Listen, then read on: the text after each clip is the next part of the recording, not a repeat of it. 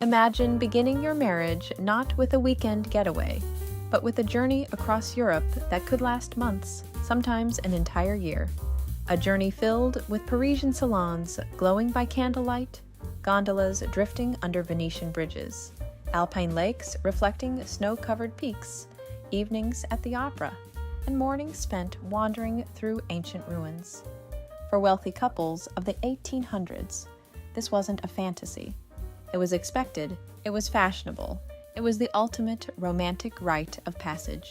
It was called the Grand Tour Honeymoon, and for nearly 70 years, it defined how elite couples began married life. You're watching Cultured Elegance. Make sure to like, subscribe, and turn on notifications to never miss a new video. Today, we're stepping into the world of 19th century honeymooners, traveling with them to the exact hotels, cafes, museums, and landscapes they fell in love with, and uncovering the traditions, fashions, and foods that made this journey unlike any other. What was a Grand Tour honeymoon? The Grand Tour began in the 1700s as an educational journey for aristocratic young men, but by the early 1800s, as travel became slightly easier, newlyweds began transforming this tradition into something far more romantic.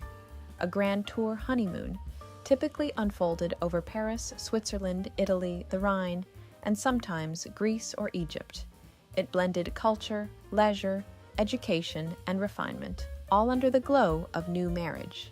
Letters, diaries, and travel guides of the period reveal that by the 1820s, traveling after the wedding had become a symbol of social polish, and by the 1840s and 50s, the Grand Tour honeymoon was a cultural institution. Chapter 1.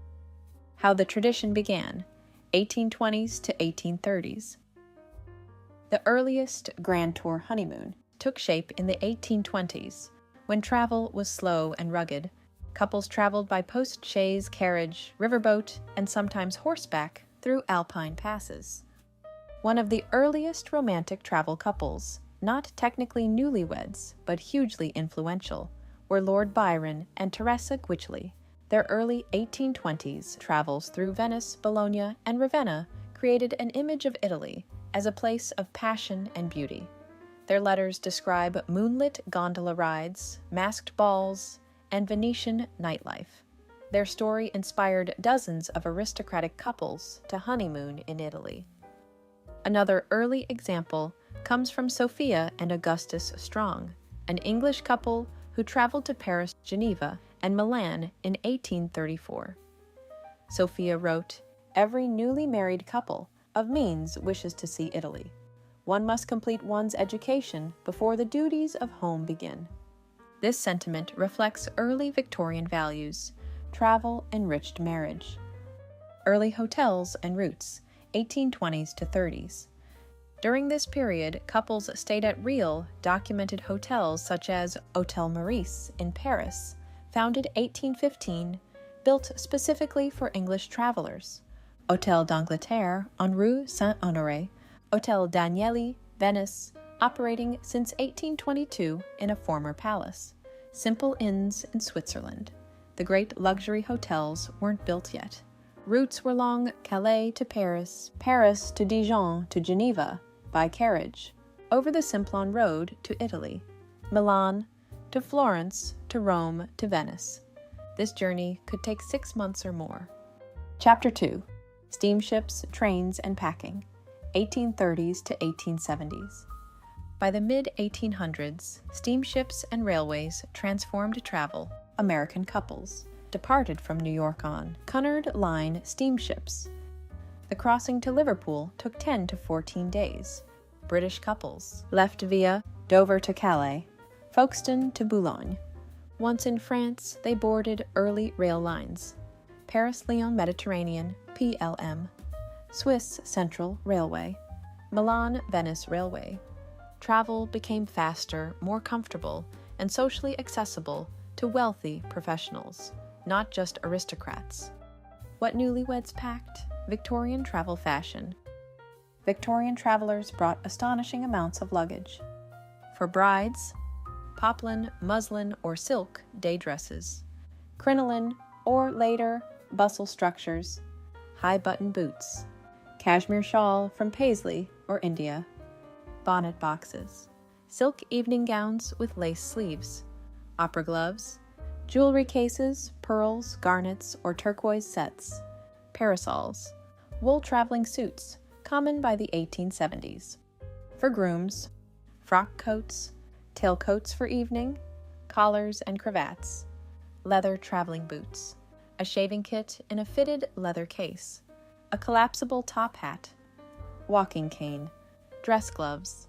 They also carried Murray's handbooks and later Baedeker guides, writing cases with sealing wax, calling cards, small personal tea sets. This level of packing appears in countless diaries and travel accounts. Chapter 3. Paris, the first stop of love and luxury. No city symbolized refinement like Paris. Newlyweds from Britain and America routinely began their tour here. Real couples who honeymooned or toured Paris include Charles and Caroline Stansbury, 1840s Americans, Henry and Mary James Sr., parents of the novelist Henry James, Gilded Age couples like the Astors and Vanderbilts, countless British aristocratic newlyweds recorded in Murray's guides where they stayed, real hotels, Hotel Meurice, 1815 to present, a favorite for English newlyweds, elegant rooms, fine dining, refined service, Grand Hotel du Louvre, 1855, one of the world's first grand hotels, with gas lighting, elevators by the 1870s, and enormous dining rooms. Hotel Bristol, 1840s, a smaller but elegant choice for upper-class travelers, where they ate. Real 19th century restaurants, Café Riche, famous for private dining rooms and dishes like consommé madrilène, sole à la normande, pigeon pie, croquettes de volaille, baba au rhum, Café de Paris, elegant, social, and fashionable. Maison Dorée, 1840, known for haute cuisine and extravagant desserts. Café Anglais, later noted for multi-course gourmet menus. What they did in Paris. Louvre gallery visits, especially classical sculpture rooms, walks through the Tuileries, carriage rides along the Champs-Élysées, opera at Salle Le Pelletier, shopping for gloves, perfumes, and lace on Rue de Rivoli, visits to Notre Dame pre-restoration. Paris was elegant, sparkling, refined, the perfect beginning. Chapter 4. Switzerland, the sublime and the spiritual. After Paris, couples traveled to Switzerland, a place of moral and spiritual refreshment, as 19th century guidebooks described it. Real couples wrote about Lake Geneva, Interlaken, Lucerne, the Bernese Oberland. As early as the 1840s, Switzerland was considered spiritually uplifting, where they stayed, real Swiss hotels. Beginning mid-century, luxury hotels emerged. Bourg-au-Lac, Zurich, 1844. Hosted aristocrats, diplomats, and wealthy honeymooners. Schweizerhof, Lucerne, 1845. A favorite for British travelers. Victoria Jungfrau, Interlaken, 1864. Opened later in the century, but quickly became iconic. What they did.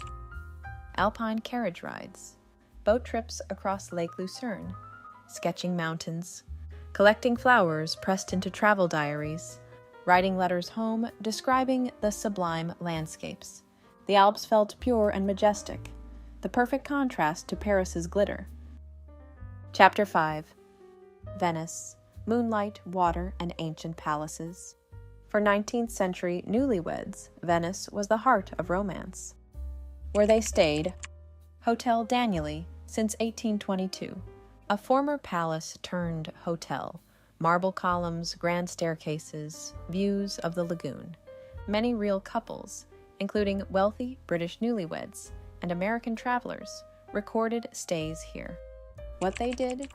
Gondola rides at dusk, visits to St. Mark's Basilica, touring the Doge's palace, hearing music in Piazza San Marco, buying Venetian glass, attending performances at La Fenice.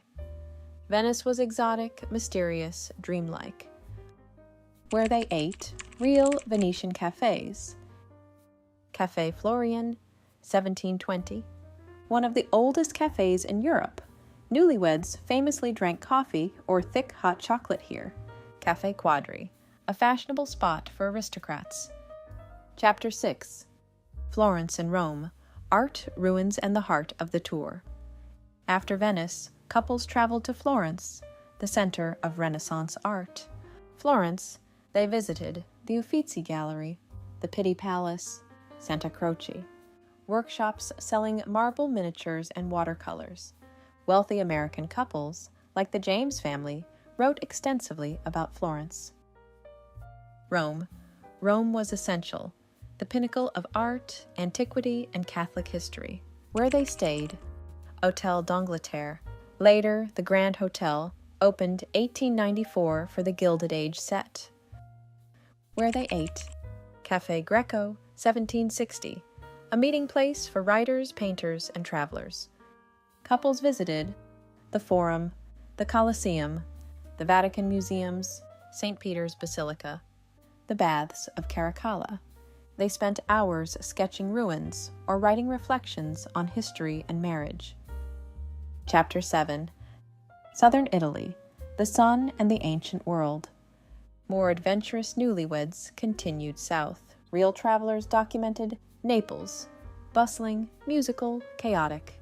Pompeii. Excavations began in the 1740s and fascinated Victorians. Vesuvius. Some couples rode donkeys up the volcano. Sorrento and Amalfi. Lemon groves, cliffs, and Mediterranean beauty. Capri. Beloved by artists and aristocrats. What they ate. Neapolitan street foods shocked travelers. Fried anchovies, lemon ices, early versions of pizza, not yet the modern form. Gelato sold from carts. Wealthier couples dined at elegant Naples hotels and salons, mentioned in Baedeker. Chapter 8. The Rhine, Castles and Newlyweds. A major moment in Grand Tour history came in 1840, when Queen Victoria and Prince Albert chose the Rhine for their honeymoon. They traveled by steamship past Castle Stolzenfels, Pfalzgrafenstein, Ehrenfels, the Lorelei Rock. Victoria's glowing diary entries transformed the Rhine into a fashionable honeymoon route. Couples from Britain, France, and America followed eagerly. Hotels along the Rhine, including Nassauer Hof, 1813, became essential stops. Chapter 9. Daily life of a Victorian honeymooner. A grand tour honeymoon wasn't fast-paced. Couples spent long stretches in each city. Their days included writing letters home on monogrammed stationery, reading guidebooks aloud, sitting for portraits or purchasing watercolors, shopping for lace, fans, cameos, and perfumes, dining for hours, keeping travel diaries, visiting churches and museums, attending operas and concerts, learning languages, collecting souvenirs, sculpture replicas, prints, antique coins. Many couples shared a single leather-bound journal, adding entries in alternating handwriting. Chapter 10. The deeper symbolism of the journey. Victorian culture believed that beauty refined the soul, and that travel refined a marriage. The Grand Tour honeymoon symbolized cultural education, emotional bonding, intellectual growth, social polish, a shared foundation for life. Couples returned home transformed, with stories, memories, and a sense of the world's vastness. For Americans especially, Europe represented civilization, history, and identity. To have completed a Grand Tour honeymoon was a mark of sophistication. The Grand Tour honeymoon was more than a trip. It was a belief that beauty mattered, that culture shaped character, and that the beginning of a marriage should overflow with wonder, art, and discovery. Parisian boulevards, alpine lakes, Venetian canals, Florentine galleries, Roman ruins, Neapolitan sunlight, the castles of the Rhine. All of it formed a constellation of memories that newlyweds carried for the rest of their lives. And although the world has changed, the longing behind the grand tour remains the same: to begin love with adventure, with beauty, and with the kinds of moments that linger forever. Thank you so much for joining me on this journey through the Grand Tour Honeymoon. If you enjoyed this deep dive, you can explore more videos in my curated playlists linked below.